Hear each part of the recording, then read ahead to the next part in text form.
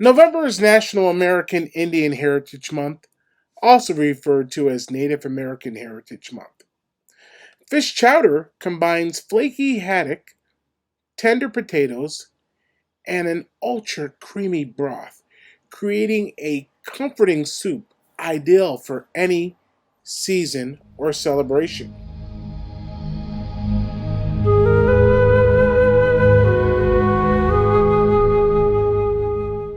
The secret to making delicious and wonderful and smooth, silky smooth corn and haddock chowder is to dice your haddock, and saute that in a little olive oil with sea salt and white pepper first.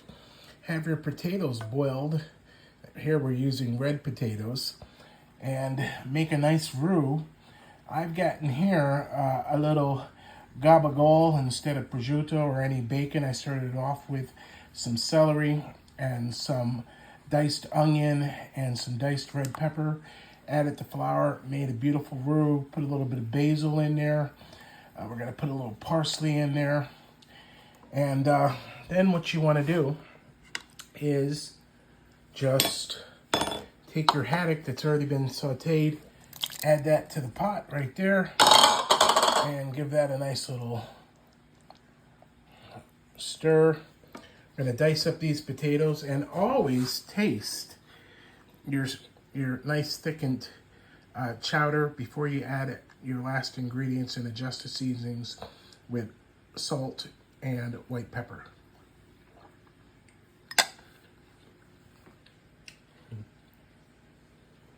The corn is sweet. I added about 2 tablespoons of sugar to this. When we used to make our corn and crab chowder back in the restaurant industry, we always added sugar with the corn, add a little extra sweetness. We'll get these potatoes in there, dish this up. Got 2 red potatoes left over that I can have tomorrow morning, and have a nice big bowl of corn and haddock chowder. Okay, some finishing things on this corn and haddock chowder. We've got our potatoes all diced up. We've got some dried parsley in there. We'll add our potatoes, get them all out of there. Get that last one right in there. Give that a nice little swirl. I've got some smoked paprika over here, so I'm just going to add a dash to that.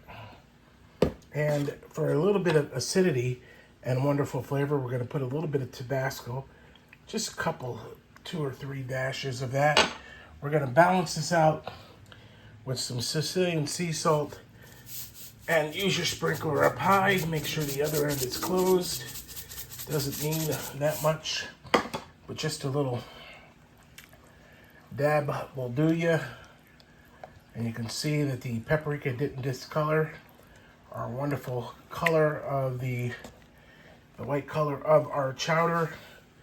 Get your bowl over there, and ladle that right in there.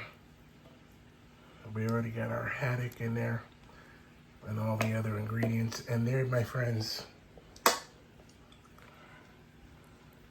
you have corn and haddock chowder this time of year. Now, for safety measures, I forgot to tell you, I'm going to tell you that you want to cool your chowder in a shallow pan. It's the time of year when we're making soups and stews and chowders.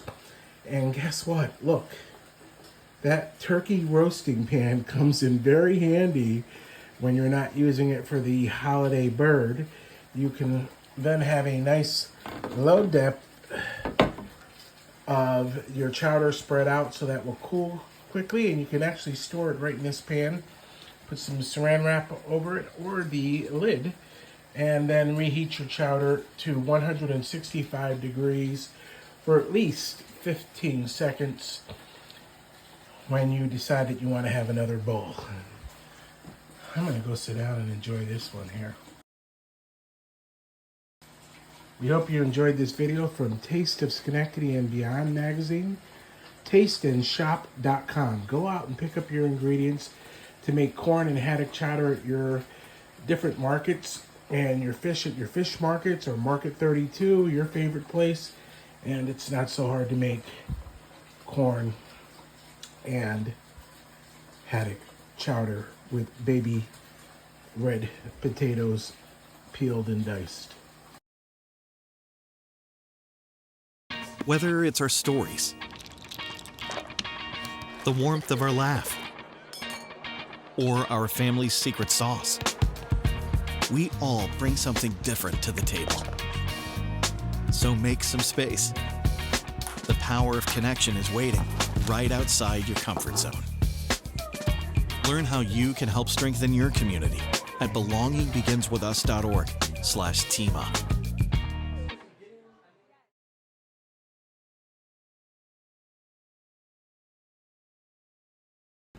I like a lot of black or melange. In this case, is melange peppercorns cracked into any chowder that I'm about to enjoy.